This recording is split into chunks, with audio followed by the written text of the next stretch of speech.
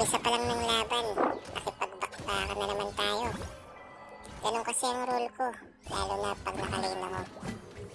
Ang mapitas ang ating kalaban, isa pa, mag-up siya sa level at gold at makapag-gank tayo. Kaso sa punto na ito, tayo pa lang nag-gank. Yun nga, nagmasimang sang kalaban. Kala niya mapapatay niya ako, pero di niya alam turret na pala yun. At ito, gumugusto na naman si Kuya. Akala niya, this time makakapalag na siya. Pero pansinin niyo mabuti mga kaibigan. Bumabawas nga ba siya? At isa pa to. Ito na naman siya mga kaibigan, di na siya natuto. Pansinin niyo mabuti kung gaano kakunat at kasakit ang hero ko.